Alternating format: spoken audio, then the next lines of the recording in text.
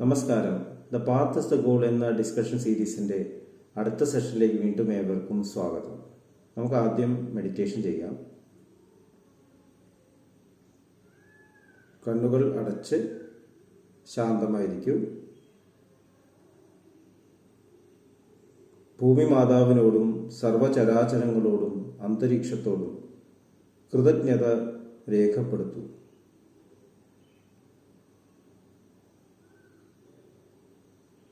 ഭൂമി മാതാവിൽ നിന്നുമുള്ള healing energy കാലുകളിലൂടെ പ്രവേശിച്ച് ശരീരം മുഴുവൻ വ്യാപിക്കുന്നതായും ശരീരത്തിലെ എല്ലാ ഭാഗങ്ങളെയും എല്ലാ കോശങ്ങളെയും റിലാക്സ് ചെയ്യാൻ സഹായിക്കുന്നതായും അനുഭവിക്കൂ.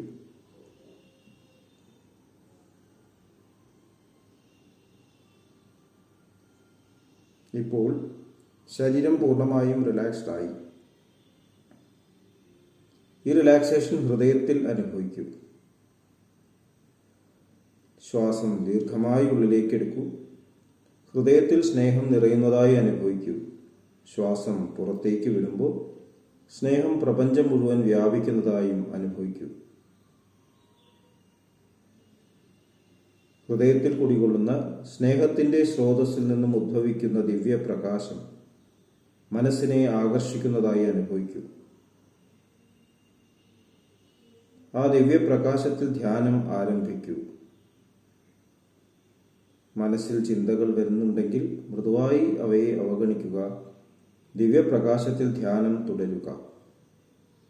Please start meditation.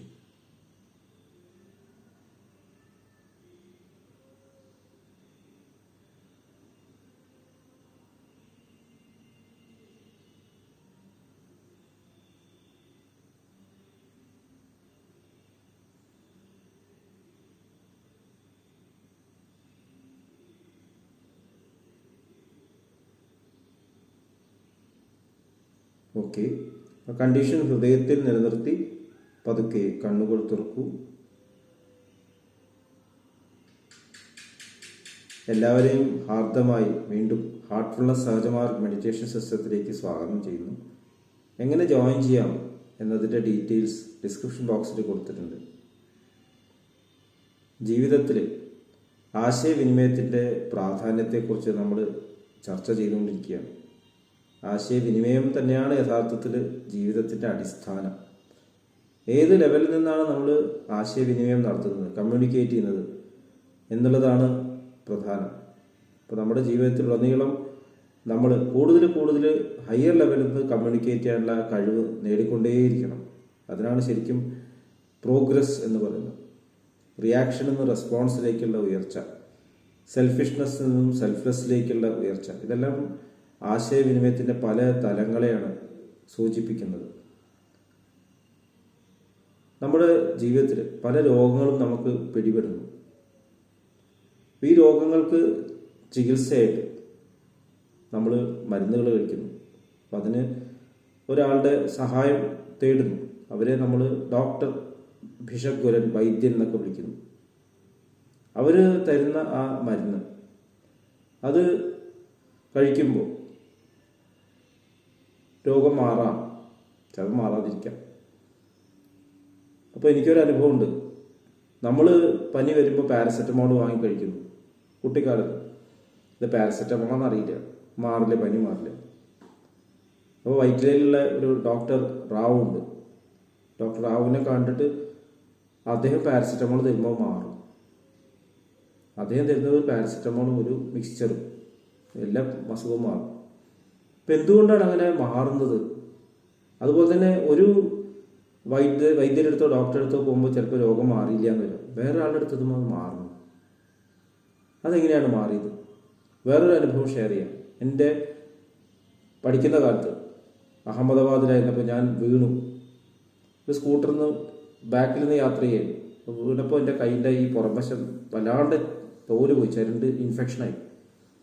1 മാസം ആൻറ്റിബയോട്ടിക് കഴിച്ചു, പലതും ചെയ്തു, മാറിയില്ല. 1 മാസം കഴിഞ്ഞ് വീട്ടിൽ വരേണ്ട സമയമായി. അപ്പോൾ എറണാകുളത്ത് വന്നപ്പോൾ അമ്മ എന്തോ ഒരു പ്രിപ്പറേഷനാക്കി അത് തേക്കാൻ വന്നു. അത് തേച്ചപ്പോൾ 2 ദിവസം കൊണ്ട് അതാണ് ഉണങ്ങി. എന്താണെന്ന് ചോദിച്ചിട്ട് അമ്മയ്ക്കും അത് എന്താണെന്ന് പറയാൻ പറ്റുന്നില്ല. എന്തുകൊണ്ടാണത് മാറിയത്? അതുപോലെ കുട്ടി കരയുമ്പോൾ കടുകും മുളകും ഒഴിഞ്ഞിടാൻ പറയും. കടുകും മുളകും ഒഴിഞ്ഞിട്ട് തീരിട്ട് കത്തിക്കും. അപ്പോൾ അതിൽ കടുക് പൊട്ടി അതിൻ്റെ സ്മെല്ല് വരുമ്പോൾ എല്ലാ അസുഖങ്ങളും മാറും. കരച്ചിൽ നിൽക്കും പലപ്പോഴും. അപ്പോൾ എന്തുകൊണ്ടാണ് അങ്ങനെ സംഭവിക്കുന്നത്? അതുപോലെ തന്നെ പല ദിവ്യ ക്ഷേത്രങ്ങളെ കുറിച്ച് കേട്ടിട്ടുണ്ട്. ഗംഗയിൽ പോയി കുളിക്കുക, അല്ലെങ്കിൽ ഇസ്ലാമുണ്ട് അവിടുത്തെ വെള്ളം പോയി കുടിക്കുക, സംസം. ക്രിസ്ത്യൻസ് ഉണ്ട്, ലൂർദ് പള്ളി, അവിടെ ചെല്ലുമ്പോൾ അസുഖങ്ങൾ മാറുന്നു. അപ്പോൾ ഇതൊക്കെ മിറക്കിൾ ഹീലിംഗ് ആയിട്ടാണ് നമ്മൾ കരുതുന്നത്. ആ മോഡേൺ സയൻസിൽ പ്ലാസിബോ എന്നുള്ള ഒരു കാര്യമുണ്ട്. പ്ലാസിബോ ഇത് പല കാലമായിട്ട് റിസർച്ചിൽ ഉള്ളൊരു ഭാഗമാണ്. പക്ഷെ അതിൻ്റെ പ്രാധാന്യം ഇപ്പോഴാണ് കൂടുതൽ വർദ്ധിച്ചു വരുന്നത് എന്ന് തോന്നുന്നു. ഇപ്പോൾ ഏതെങ്കിലും മരുന്ന് മാർക്കറ്റിൽ ഇറക്കുന്നതിന് മുമ്പ് ഒരു പരീക്ഷണം നടത്തും.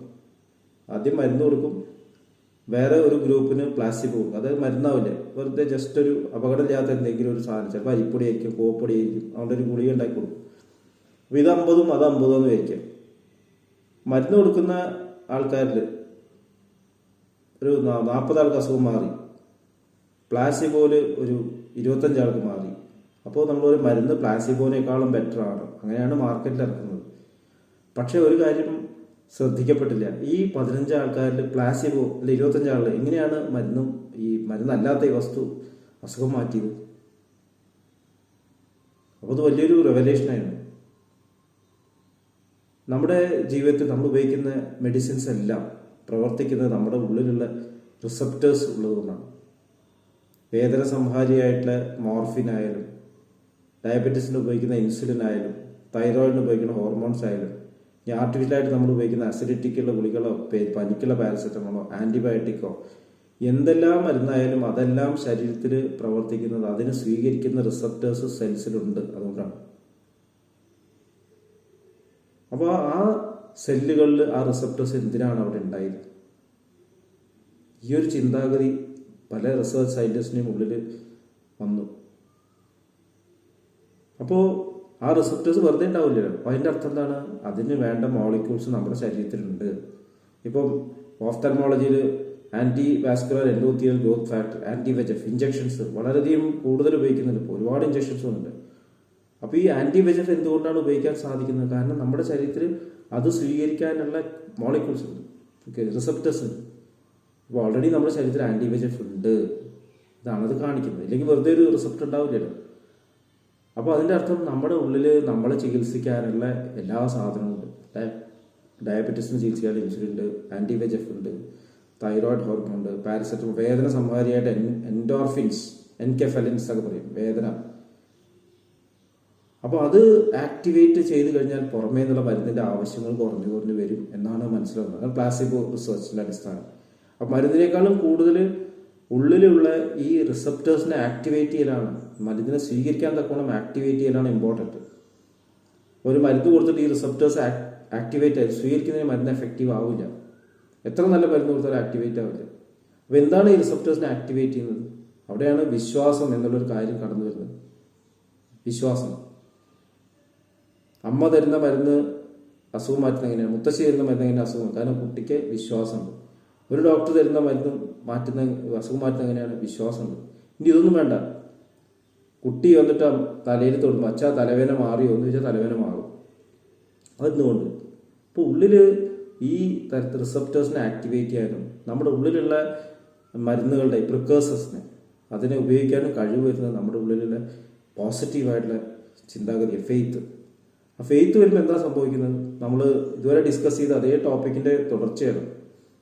നമ്മുടെ ഉള്ളിലുള്ള ഹയർ പേഴ്സണാലിറ്റീസിൽ കണക്റ്റഡ് ആകും. അവിശ്വാസം വരുന്നത് എപ്പോഴാണ്? പല തരത്തിലേക്ക് മനസ്സ് ഡൈവേർട്ടഡ് ആകുമ്പോൾ, പേഴ്സണാലിറ്റീസിലേക്ക് ഡൈവേർട്ട് ആകും. നമുക്ക് ചോയ്സ് എടുക്കേണ്ടി വരുമ്പോൾ നമുക്ക് ഇത് നടക്കില്ല, സംശയം വന്നാൽ സംഭവിക്കില്ല. അപ്പോൾ നമ്മുടെ ജീവിതത്തിൽ ഈ തരത്തിൽ ഡൗട്ട്സ് വരുന്നത് മുൻപേയുള്ള അനുഭവങ്ങൾ കണക്ട് ചെയ്ത് ഇത് ഫലിക്കില്ല എന്ന് തീരുമാനിച്ചാൽ ഫലിക്കില്ല. ഉള്ളിൽ ആ ഫെയ്ത്ത് ഇല്ലെങ്കിൽ ഒരു മരുന്നും ഫലിക്കാൻ പോകുന്നില്ല. അപ്പോൾ മെഡിക്കേഷൻ്റെ ഒപ്പം നടക്കണം എന്നുള്ളതാണ് നമ്മൾ മനസ്സിലാക്കേണ്ടത്. മരുന്ന് കൊടുക്കുന്നതിനൊപ്പം തന്നെ രോഗിയിൽ ആ വിശ്വാസം ജനിപ്പിക്കുക. അതിനാദ്യം വേണ്ടത് മരുന്ന് നൽകുന്ന വിഷഗ്വരൻ. ഡോക്ടറായാലും വേണ്ടില്ല, ആരായാലും എല്ലാം ട്രീറ്റ് ചെയ്യാൻ ഇപ്പോൾ ഡോക്ടറിനെ വേണമെന്നില്ല. വീട്ടിലുള്ള ആൾക്കാരോ അടുത്തുള്ള സ്നേഹമുള്ള ആൾക്കാരോ അവരുള്ളിൽ ആ സ്നേഹം വേണം. അവർ ഹയർ പേഴ്സണാലിറ്റിയിലേക്ക് റൈസ് ചെയ്യണം.